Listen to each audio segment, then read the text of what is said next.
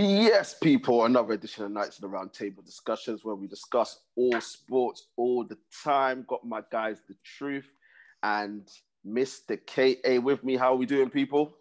Not too bad. We're good, ready for the NBA season to start.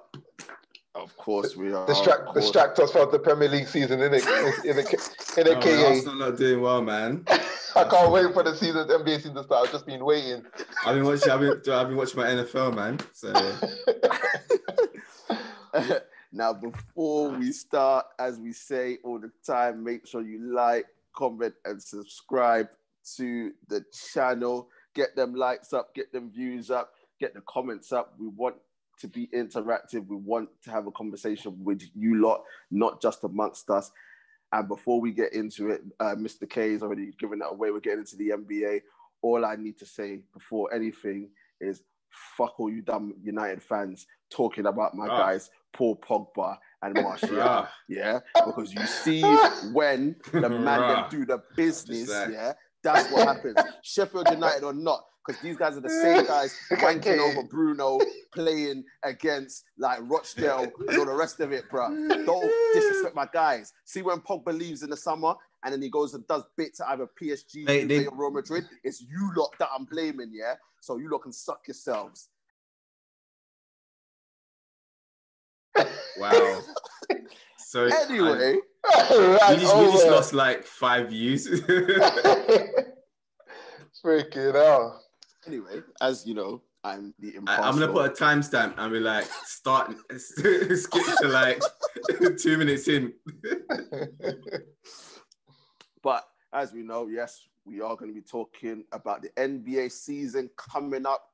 Starts on the 23rd of December. Quick turnaround for the NBA players, but we are all excited to have the NBA back. And there's nowhere else to start, but with my guys in the background, the LA Lakers obviously coming back to defend the title to try and do the repeat. New additions to the squad. We've got Marc Gasol from the Toronto Raptors, Dennis Schroeder. Thank you very much to OKC for him, and Montrezl Harrell, Sixth Man of the Year from the B team in LA. But I want to start with you, Mr. KA. Horror. Seeing as all the additions that the Lakers have made, do you believe that with the squad that they have, and obviously having LeBron and AD, that they are again the favorites? Even though, to be fair, not everyone had them the favorites last season. A lot of people had the Clippers. Yeah, but Clippers does this make them unanimous favorites for the upcoming season? They are the favorites in my eyes, but I don't know if I could say unanimous, because the NBA season is a long season, and then the playoffs on top of that is a whole nother ball game. So I wouldn't say unanimous, outstanding favorites, but they definitely got better. They had a really good offseason. With the players you mentioned that they've added, it's given them more depth. It's allowed them to be a bit more dynamic with their lineup. With Dennis Schroeder coming in, they've got a natural point guard. They had one in Rondo, but Rondo was also, they had to manage his minutes and obviously possible injuries and stuff. So they've gotten younger as a team. Montrezl Harris, Sixth Man of the Year. What's his name? Sorry. Dennis Schroeder. Yeah, AD is hitting his prime. 27, I think he is as well now. So they've gotten younger. I think they've gotten better. They've lost experience in Dwight Howard and McGee and Rondo, but even athleticism and strength, all of that they've lost, and that kind of know-how and that kind of like old man wisdom. But I think what they've replaced them with in Gasol, in Harrell, in Schroeder, I think they've gotten better. As I said, it's allowed them to be more dynamic. AD can play at the 4. He doesn't have to like always be in center. They could just do a lot more. And LeBron can kind of, he said he's not going to load manage, but he can rest a bit more because he doesn't have to run the offense all the time. Yeah. We can get into it. There's so much you can talk about that. I think they've gotten better as an overall team. No, I 100% agree with everything that you said. Obviously being a Laker fan, I personally think that the moves that we've done in the off season have been very good moves. I know we lost playoff Rondo, but he is old. Same thing with Dwight. Dwight, we did the nostalgia thing. He got his ring, and then we let him go. Even though he did work hard, it wasn't the case of he was being carried because he forced his way into the team in the playoffs and played well. McGee just collected another ring again. But truth, Shaq in a fool. I just want to ask Kay then. Do you pick the Lakers or the field? Who's the field? So everyone else, would you pick the Lakers or any like the rest of them, like including the East, the West, like because you said that would make them the outstanding favorites. When I said I don't, yeah, because you said they're not unanimous. So would you pick the Lakers or would you pick the field? I would pick like the odds and probability would say the field because there's like how many other teams and the Lakers are just one team. Okay. So that's why I said they're not outstanding unanimous favorites. Okay. Because it's a 72 game condensed season, so it's a shortened season, yeah. shortened off season. So we don't know. We don't know. There's a lot of unknowns. There's a lot of narratives that hasn't really got a middle. There's an end that we could possibly see, but you just don't know. There's so many storylines of like, how is this person going to turn out? How is this team going to turn out? So it's just hard to say they're unanimous. So. Fair enough. That's a fair comment. Truth, what do you think? In your KA said that he believes that they're favorites, but not unanimous with everything that's going on and how strong the West is. But would you put the Lakers as your favorites, or do you see someone else in the? We're going to focus on the West. I mean, I know there's a couple of teams in the East, but in the West, do you see anyone challenging the Lakers? I put them as unanimous. I would take them over the field just because they're already champions and they got better. There's no other team apart from, you would say, the Nets that got as good as the Lakers, because the Nets are adding KD and Kyrie to an already good emerging side. You know, Dinwiddie, what's his name? Was it? I know who you're talking about. I can't remember his name. Yeah, because of the L. I'll come back to you with that. Yeah, so Levert, I think something. Yeah. So they're coming. So you know they're going to be a threat. But in terms of what the Lakers added, yeah, they got rid of the rim protection and they got rid of the height. But what they added was a ridiculous amount of shooters. You're thinking Wesley Matthews, great 3-and-D from the Bucks. Schroeder can hit the three. Harrell's good inside the paint, so they've got a very good person there for the rebounds. Gasol, who can hit the three. We haven't even mentioned THT yet. He's come up. He's been a revelation. There's always someone in pre-season, man, and then when it gets to the regular season, everyone gets forgotten about, man. No, this guy's been something for a while. He played towards the end of last season. He played against the Rockets in the bubble, and he played well there. And he just keeps on improving. Everyone's seeing it. And in just terms of depth, they are just so deep. As you said, as KA said, LeBron doesn't have to play all the time. He can actually just chill. I know he doesn't want to load and manage, but I think he will, considering the turnaround. Because a fifth ring is very likely, you don't want to mess that up by overplaying when you don't need to. I think it's going to go back to how it was in the East, when he would be like, look, I'm going to take some games off. I'm not going to play as hard, so I'm fully ready for the postseason, the playoffs. I think it's going to go back down to that, because even though I put them as unanimous favorites, I don't think Lakers need the number one seed this year, unlike last year where they needed number one seed. I don't think they need it this year. Fair enough. I don't disagree with anything that you said. I think in terms of the number one seed, yeah, you're 100% right. It's not as important as it was last year. Because last year, I do believe that there were a lot of questions that people had. And as I said, last year, Clippers were a lot of people's favorites compared to the Lakers. Some people had them, but Clippers were the majority. And I think this year, the roles have reversed. But just a question on LeBron. obviously, Truth alluded to it, the 5th ring. KA, how important is not only to repeat for the Lakers, but how important is the 5th ring to cementing LeBron's legacy as number 2?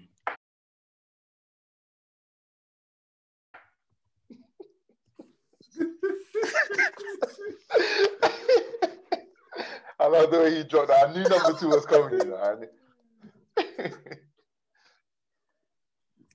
I know it's very important because the more he wins, the more he gives the naysayers less to talk about, and and the more he wins, it will just continue to give him more argument in the MJ GOAT talk. It will give him more scope in the kind of greatest player. And see how long he's been playing for. So it will just do wonders for his legacy. And his record won't look so bad if he wins another ring. I think what the 5th ring definitely does.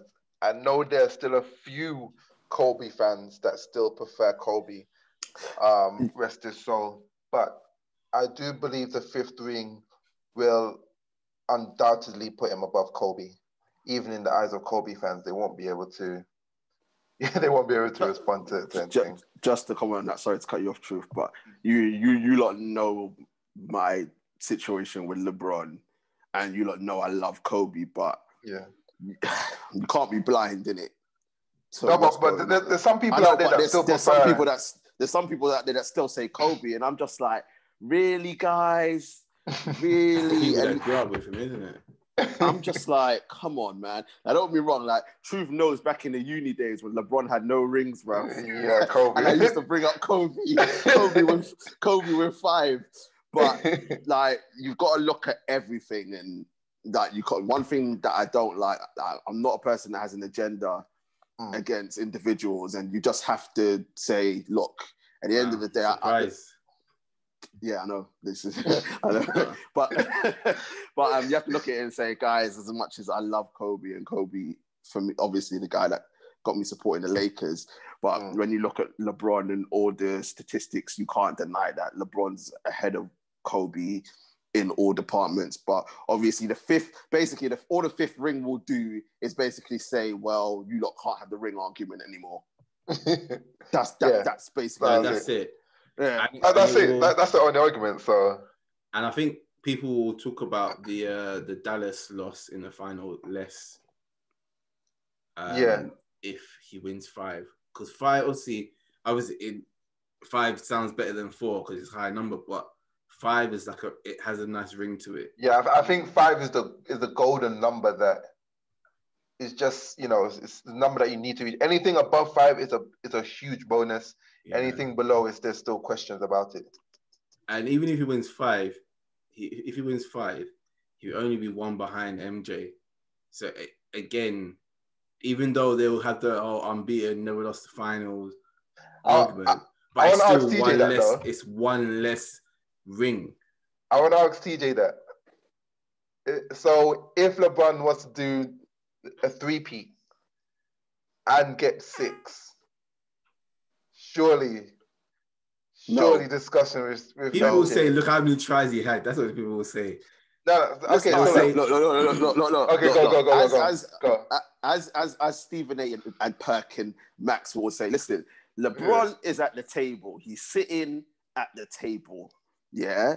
But at the end of the day, obviously when you have like the king and queen and all the rest of it, like the king sits at the head of the table. MJ is at the head of the table. LeBron is next to him on the table. Same thing with the mafia. The Don sits at the head of the table, and then LeBron can just be on the side next to him. There's nothing wrong with that. That's where he'll always stay. Nah, you can't say. That's what I'm saying. Number 1. Why do people say always? Because look, if he gets 6 rings, what you're holding against him then, because he would have done a 3-peat as well. Let's say he gets it next year, and he does a 3-peat. Yeah, because I can't. But then they'll say MJ done 2-3. He done it twice. I know, no. Then they will say MJ didn't lose a finals, but like they will have their rebuttals. But that's the thing. If he was to get 6, the argument of being perfect in the final goes away because I don't think it will. With LeBron 6, you can't hold the argument of him reaching the finals other times against him, because it's like you're saying if he didn't reach the finals, it would have been better for his career, which doesn't make sense. No. I'm not saying it would have been better for his career. People will still use it though. I wouldn't say it's better for his career, but at the end of the day, you go to the finals and you win in it. It's as simple as that. You go to the finals they'll say, and you win, look how long he played MJ for. did. MJ went to the finals and he won, whereas LeBron went to the finals and he lost. I know we had this debate about, and that, when I think about it, I was wrong in what I said. Like, I think we had a debate and we was like, is it better to get to the finals and lose than not before and all that? And of course it's better to get to the finals because you give yourself the opportunity to try and win the ring. But unfortunately for LeBron, his problem is, and the reason why, I have many other reasons, but one of the biggest reasons that's a bit of his problem. Have you seen the teams he's been on that he's taken to the finals? I'm sorry. Surely the journey counts for something, because sports is about having the adversity. The fact that MJ decided to retire after his first 3-peat, spouting mental, physical fatigue, we don't know, because of him, we don't know if he would have gone on and done 8 in a row, done 9 in a row.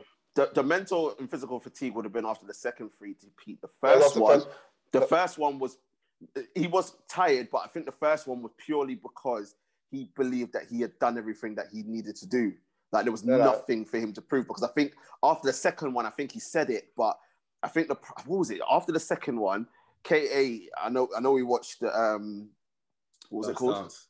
Yeah, Last Dance. And I think after the second one, he said he would have gone if it wasn't, he wanted to beat, I think he wanted to be the first one to do the 3-peat. So I can't remember what he said because it was so long ago. He wanted more though. He wanted more. He saw the records of the others, the Bill Russell one. He wanted more. He realized afterwards that the 6 wasn't enough for his career, considering how much he did. So he regrets himself not continuing on and seeing how much he could have actually got. But to be fair, I think he, especially after the second 3-peat, even in that last season, he was finished. Yeah, like, he was shattered. Yeah. Like, to the point where he knew that, like, he had to work a lot harder for that. He had to work hard, and obviously all the physical, strenuous things that he went through. Obviously, the stuff that LeBron never went through because the league is soft nowadays. Like, obviously, guys trying to do UFC and WWE moves to try and stop him. What was it called? Jordan rules and all that. Guys trying to elbow man in the throat. LeBron never had a Pippen. LeBron never had a Rodman. He had D-Wade. That's not a Pippen. Pippen's one of your Pippen was his bodyguard, man. Listen. LeBron had D-Wade, and even with D-Wade, he had to learn. I don't hold the journey against him. I'm sorry, I can't hold the journey against him. I do. What? Especially, listen. You don't lose. MJ would have never lost to a Dallas Mavericks team like that. Never in your life. I take back my statement. Yeah, when I said that a 5th ring will like quieten down the Dallas talk. He's just proving that it's not. See, they will still have something to say. They will never give him his flowers. I think when he's about to retire and his jerseys going up in the Hall of Fame or something, that's when they'll be like, okay, I think I'll just give it to him. That's when they'll admit. Even when he's an old man and he's talking on ESPN or something or whatever, have his own network. Yeah, he'll probably have his own network, to be fair. Yeah, probably. Yeah, that's when. Okay. So what if he wants to do the impossible and wants to get a 4-peat? I'm talking about impossibilities now. Look how far I have to go. Listen. If he gets a 4-peat, yeah, a conversation has to be had in it. The conversation. This is how impossible we have to go. I know.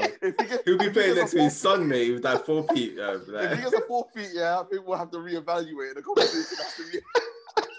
Then they'll be like, yeah, Bronny Jr. carried him. Listen, it'll be like AD carried him to that fourth ring. Bruv, literally, he'll be in a wheelchair if he ever gets a four-peat, bruv. I'm telling you this from now. The league won't let him, bruv. The way that's how salty the players in the league will be. I'm telling you. So, sorry, people, we digress. I mean, obviously, I've been saying for ages the GOAT debate needs to be done, but we'll put that to a side for now. But just finally on the Lakers, how, KA, I'm going to come to you first. How important is it not only for LeBron but AD to repeat? He was the second fiddle in this team, irrespective of what LeBron was saying he was pushing AD and he wanted AD to be number one and to be great. How important is the repeat for the both of them? Obviously, LeBron getting the fifth ring, but AD to cement himself as one of the top three players in the NBA this upcoming season. Yeah, just as what you said, it will cement him as a top player. Like a lot of the rankings have him and LeBron in the top three players. Some have him 1 and 2. So I think it will prove a lot to himself. Like all that he went through in New Orleans and like all that he had to do to get himself out to the Lakers. I think he will want to do it for his own self, for his own confidence. Like they call him obviously LeBron calls him Baby Goat, and that's kind of like LeBron has a little kind of treats him like a little brother and a little son thing. But soon he would want to lead his own team, and I think after if LeBron retires at LA and AD is still there, he would want to step into that role, and him winning the second ring will kind of help him make that transition and help him sort of like grow into that leader, because we're still yet to see him lead. We don't know if he can lead. We don't know if he can take over a game in the sense of not just being dominant in the inside, but like affecting the whole game, as like players like what LeBron do. So and not even LeBron, like players like we saw how Rondo can affect the whole game with just how commanding he is on the floor. So AD's still got a lot to learn. He's 27, as you mentioned earlier on. I think he's hitting his prime, and if he wins another title, that just cements it.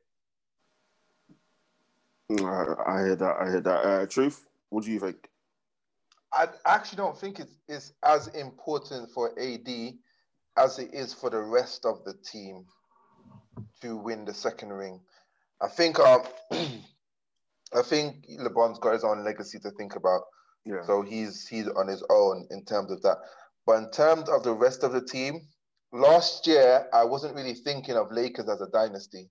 Even though they had LeBron and AD, I wasn't thinking of a dynasty because you think they had Dwight, JaVale, Rondo. These guys didn't have much left in the tank. But now with the team that they have this year, you're thinking they could be a dynasty. And the only way to become that dynasty is by your favorites this year. You need to go and take the chip. They need to do it. And if they were to take it this year in a convincing fashion, then they will go forward and create that dynasty, I think. Because as you said, age-wise, as KA said, age-wise, they got some young guys in there. Schroeder, he's like 28. Harold, 28. I know Gasol is old, but he's been good experience. They got THT. He's not that old, you know. I think he's only 31. No, Gasol's like 33, 34. Oh, is he? Yeah. He's actually 35. Oh, 35, wow. Yeah. Well, he's older than I thought.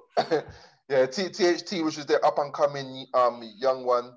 And you said AD's 27. So they really have a nice mix there to really start a dynasty. I totally forgot about Kuz. Everyone forgets about Kuz.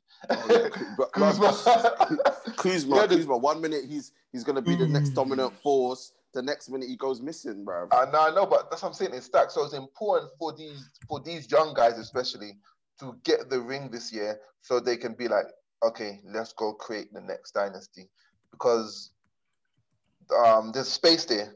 You know, we saw with GSW, their time came to an end when KD left. There's a space there now for a dynasty, and Lakers are in perfect position for it. So I think it's more important for the rest of them, not so much important for AD. I think AD can carry, he's got loads of years left to carry. He doesn't have to do it this year. He's only 27, as you said. LeBron took him to 28. You know, Jordan won his first at 28. LeBron won it at 28, you know, learning how to win on his own. So AD's got time to learn how to carry a team. I think it's more important for the rest of the team to create that dynasty for me. Fair enough. Fair enough. And we shall see what happens. Start of the season, obviously, quick turnaround. Not expecting too much from the dynamic duo in terms of games. They'll be eased back in, especially with LeBron. But yeah, we'll see what happens with the Lakers, obviously being favourites for most people in NBA circles. But we are going to move on in the West. Before I ask who you think is a threat, just want to slightly touch on the team that failed to impress in the postseason. I mean, they were looking absolutely brilliant before the pandemic. They were looking like the title favourites that was suggested. But on the Clippers, losing Montrezl Harrell, obviously, Montrezl Harrell coming over to the A side in LA, but bringing in the experience of Ibaka and Nicholas Batum. Truth, for the Clippers, and the fact that they've got their new coach in Ty Lue, but who obviously knows LeBron. I don't know why he's laughing. I'll explain why. Who obviously knows LeBron and will know how LeBron works and how he ticks. But the Clippers have a lot to prove. How much more pressure is there on Kawhi and Pandemic P to... No.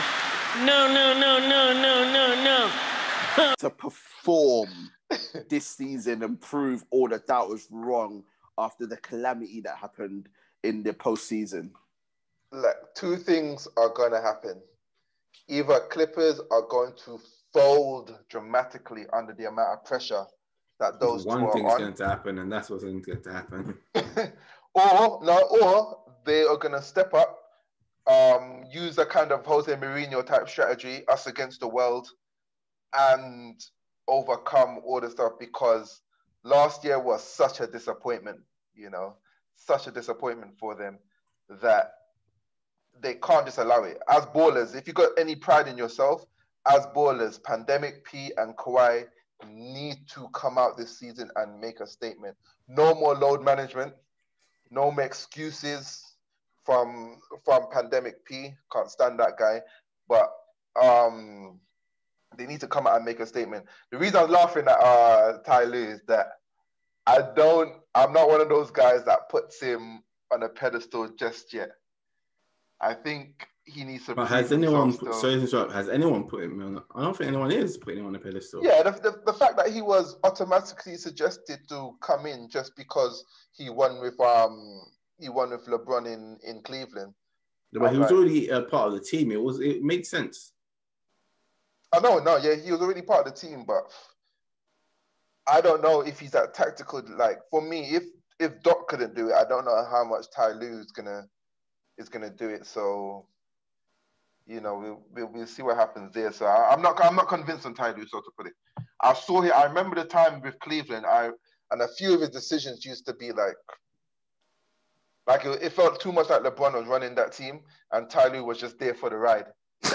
He's got a few more years in the game now, though, and he was. No, that's what I'm saying. He has to prove himself. He has to go and prove himself. For me, I'm not just going to automatically say, "Oh, they're going to do better because they have Ty Lue." They might do 10 times worse.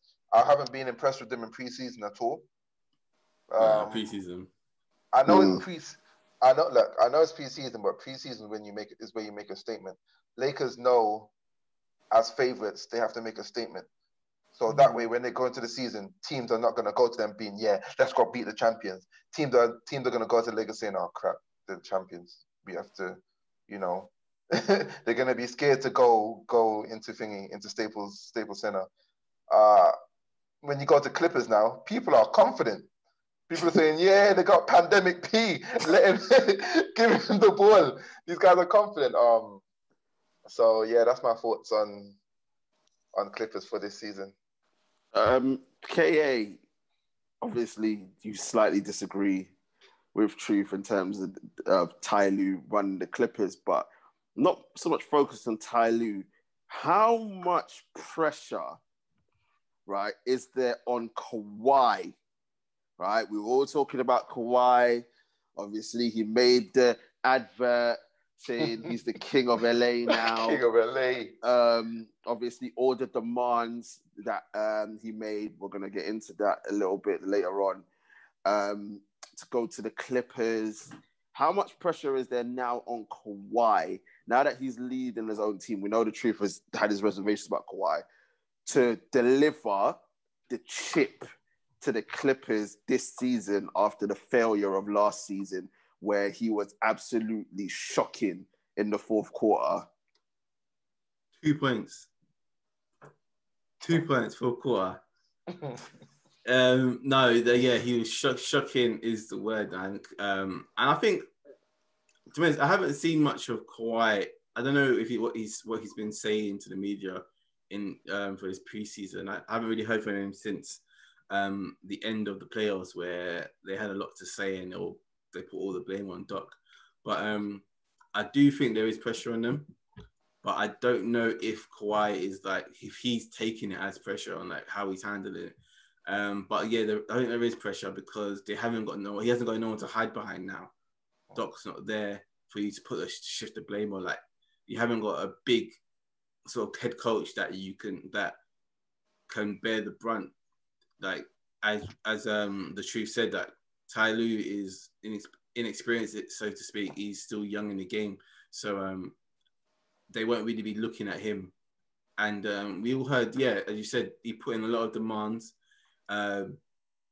He controlled the minutes he had. He controlled a lot of things coming in to LA. He got Paul George. That was one of his biggest demands for Paul George. I know.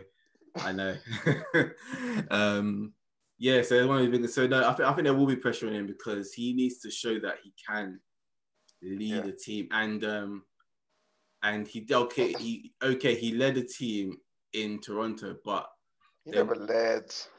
Yeah, that's why I was like, okay, but he didn't. There wasn't the pressure. People say it was Lowry's team, not his. It was. This is it. He was just the best player. Exactly, he was the best player.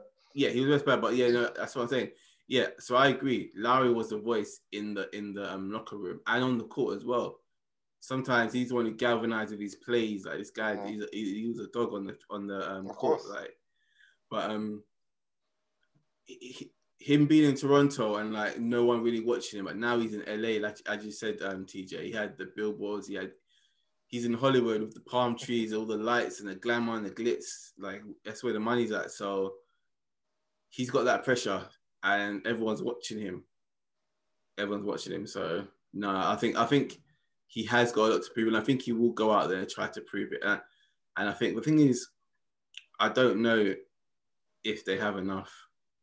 I don't know, but I think we'll get into it a bit more later on. But we talk about Clippers as a whole, but I don't know if they have enough. No, it's true. It's true. I get it completely, and I think Kawhi. I think what we've seen with Kawhi and everyone talking about Kawhi and how he dealt with LeBron when he was at San Antonio, and obviously the last second shot against the 76ers and how he's been playing, and obviously all that. But Truth, I remember you saying in previous videos he's never led a team and we don't know what he's really about. And obviously we saw how bad it went for them in the postseason. But as I alluded to earlier, before the pandemic, they looked like they were going to absolutely dominate the league. And my thoughts on that. My thoughts on that. They never dominated. They were still the second seed throughout the whole season without getting out of gear one. The question I had that wasn't answered was, can they force themselves to get out of gear, turn up the gears? because we never saw it throughout the regular season. And then because they never practiced it, when it actually came to getting up that first gear, they couldn't do it. And for me, unfortunately, Kawhi's got the worst number 2 you can have. Yeah, that's what I was going to talk about, but I said we'll leave it till later. But no, let's get into it now. Let's talk about pandemic P. That's the thing. He needs a number 2 that if he's having a time off, that number 2 is going to give him a kick up the backside. AD said last year many times he challenged LeBron to do this, to lead by example in terms of defense. Pandemic P. When it comes to him in playoffs, and the joke is, he was never like that. At Pacers, he was actually but even at Pacers, yeah, he had like 1 or 2 seasons. Like he was new to the league. He had LeBron, so he had someone to like focus on. Like, I need to beat this guy. Like, he was motivated. Now, but that's the thing. Now he's like cheating on Doc Rivers' daughter. He's like doing all sorts, bro. I'm like.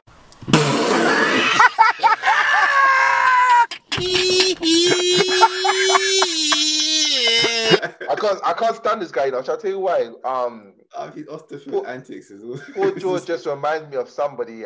You know those guys in school that never ever blamed them, like took responsibility, always blaming somebody. Oh, I lost my toy, and then they blame someone else instead of blaming. Oh, I was the one that misplaced it. Man, if that person's such an annoying person, like. I can't stand him. And I used to like him so much. Then he started talking. I did as well, man. He started opening his mouth. OKC days, I used to like him. Man. Even when he played for like Team USA and that All-Star game, like I liked him, man. But after a while, you just realize this guy is just a pretender, bro. He's a beta B-side. He is. That's what you call him. Beta male. And like you said, even as a number 2, he's not even the best. He's like. Because you can't rely on him. He can regular season he could take over games and he will have his 1 or 2 games where that's when he starts screaming player of P. But then when it comes down to it, and Joe, what's the saddest thing for Clippers? They've given him a new contract and they had to, because I know what they gave up to get him. Yeah, they have to make it work. Yeah, they have to make it work. That's just No, listen. They've got no assets, bro. They've got no future picks. They had. I'm not complaining, innit? Because they've dug a hole for themselves, bro. They have. This is why they are the B side. This is why they're Amir Khan of LA, bro. This is why Kawhi is smart. Kawhi is saying, "I'm not signing that new contract. I'm seeing how things go. I want to be able to jump ship." Once the ships are sinking. After he's the one who made that demand for... you know, like that. Man's like, I held you to ransom, yeah? And I blackmailed you enough, innit? But I'm not signing yet, bro. Because you see when LeBron retires, yeah, I'm just going to jump ship to the gold and purple. Hey, Kawhi's a snake, you know. He may not talk. He's one of those people that don't talk, but he's a snake. That man there that move in silence, you know. That man there will sit there and be plotting in the classroom, bro. I'm telling you. Have you heard as well that being investigated? Being investigated. He's been investigated. Yeah. I was gonna imagine if he leaves as well and they just get some hefty fine where they can't draft for like the next 5 years or something stupid like that, or they can't trade. I guarantee you, I can see that happening. Because this is last year, he could opt out next year. He's gonna bounce. He's gonna get no trade fee for him. He's just gonna cut. And what? They got pandemic P and then what? I don't even know. And aging Lou Williams and Pat Beverly, bro. They don't even have no young assets, fam. Who do they have? They got Zubac. Zubac, which is... I can't even think off the top of my head. I can't even think of any. They got Zubac, that's it. They won't have a good draft pick as well because they made it deep into the playoffs, so they won't get no superstar. I think I've heard till 2026 they have no pick. Real talk. Do you think Kawhi set this whole thing up to see the Clippers sing, bro? Man just said, I think so, you know. Give them false hope and bounce. So that is mad. And bounce to LA so LA can win more titles. That is mad, you know. Like, Oh, Why? man. Who's the thing? Is it Gilbert? Is it Dan Gilbert? Who's the thing of the Clippers? Well, GM. Jerry West, isn't it? Yeah, the GM. No, I think Jerry West is the president. I think Jerry's the president. He might be the president. Jerry West. Yeah, Jerry West the thingy. Who's the GM? Michael Winger. It's Gilbert, isn't it? I think it is. I've heard that name before. Gilbert's still. No, Gilbert's Heat. So I don't know what I'm talking about. He's that big guy, the big guy that brought them in. Brought them both that's in. Palmer, Stephen Palmer. Yeah, that's it. Marcus guy. Yeah, I'm like, come on, like that. It does like I know in hindsight, but even going forward, you're thinking you gave 2-year deals. If it was me, you tie Kawhi down for 5 years, so he doesn't bounce. They would have never got him for that. Yeah, because superstars don't sign for 5 years like that. Man. Kawhi was like, I'm not going to sign for that. That's why Kawhi. They don't tie themselves down. He wanted the freedom, innit? Of that's to be fair. Even LeBron did that. He only signed for 2 years. He's only extended this season. But why do you give up that much for though? Then you don't give up that much. Because Kawhi was being seen as the heir to the throne. Boy, they got sold a dream, man. That's what happens when you try. That's what happens when you're trying to be the bigger brother without going through the hits and the beats. You're trying to be the bigger brother, nah, man. I'm telling you, but that's the thing about NBA, man. You make bets on future, man. That's why they have franchise players and all that, man. You make these bets, and sometimes it works out, sometimes it doesn't, man. 100%. I agree with you, Mr. K. 100%. But we don't know. As we say, Kawhi is still one of the top 5 players in the world. They've got Pandemic P, who on his day can be an all-star caliber player. They've got the experience of Serge Ibaka coming to there as well, and Nicholas Batum. So we shall see what happens with the Clippers. They can come good. As I said, before the pandemic, they were going good. Maybe if there's no disruption this season, they can come again. We just don't know. But just wanted to ask you two both. We spoke about the Lakers being the favourites. We spoke about the Clippers probably being, I don't know if you see them as the closest rivals. I personally do. But who else in the West do you lot believe? I know the West is stacked, but I just want one team because we can't talk about all of them. Who else in the West is the one team outside of the 2 LA franchises that you believe will be a threat? And I'm going to throw that to you, True, first.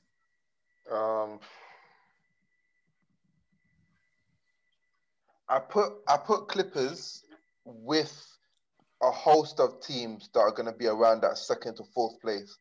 So I put Clippers, Nuggets, and I'm probably going to throw Blazers in there because I think they had a good off season. I think they got some good pieces to go around Lillard and McCollum. So I want to throw those 3 teams into there. Nuggets, I think Nuggets, the extra experience would do them very well. So yeah, that's my team in the West. That's going to be up there with them, Nuggets. Okay. No, exactly the same. I would have mentioned those teams. And as he said as well, the West is just stacked. So you can throw a number of honorary mentions in there. You could mention even Dallas with Luka and Porzingis. You could mention even Golden State. They haven't got Clay, but Curry's still big time. I think if Clay, hard. I think if Clay was fit, I'd definitely say the Golden State. 100%. But without Clay, they're not. Yeah, they haven't got enough. They haven't got enough. Sorry, Kay. No, that's it really, because I don't really have my dark horses though. My dark horses are the Pelicans though. I know they had last year wasn't their best, but when you think that extra experience, they still got Zion, they got Ingram, they got Ball. I forgot they got someone Adams else now. in. They got Adams in. So I know they lost Holiday. Drew Holiday lost them to Bucks, but I still think they with the extra year experience, they're going to be in question for a top 8. And don't forget my Spurs. I think this year we'll be back. Back where? This year we'll be back. We still got a top 4. They just need to click, man. Murray, Aldridge, DeRozan, and Rudy Gay, like that's enough to get top 8. Just they're not clicking. I think the West is too stacked for San Antonio. Me personally, I think once he's back, I think the Mavericks could be the closest challenge to the two. Porzingis. Yeah. Obviously out. I think he's out till January, like February or something like that. That's the reason I didn't put him. That's the reason I didn't put him up there, just because of Porzingis being out for quite a bit. I think once he's back, I think the Mavericks. I agree with the teams that you lot said. The Nuggets, definitely with the extra years experience, obviously getting to the Western Conference Finals, they'll improve. But I think the Mavs, I just like them. Luka and Kristaps. I think those two. Obviously, we saw it against the Clippers. We believe that if Kristaps doesn't get ejected from game 1, they probably win that game. And if he doesn't go out for the rest of the season, we see them beating the Clippers. So I definitely think the Mavs deserve a shout. And obviously, once LeBron retires, Doncic will be coming to the Lakers. But we will watch this. Finally, obviously, KA, what are your prospects for OKC? OKC, they're napping along with me, bro. So it's the future, man. It's the future. Don't sleep on my man like Presti. Just put it in the strings.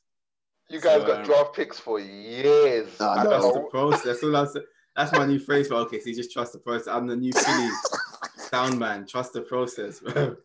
I don't know what you guys are plotting, boy. You guys are plotting. Do you know those people that like to hoard stuff and like trying to save for the end of the world? That's OKC. Just hoarding picks. I was like, freaking hell. Oh dear, man. So not much to say on them at the moment, but our time will be back soon, man. We'll be here soon. We'll have another 2030, yeah.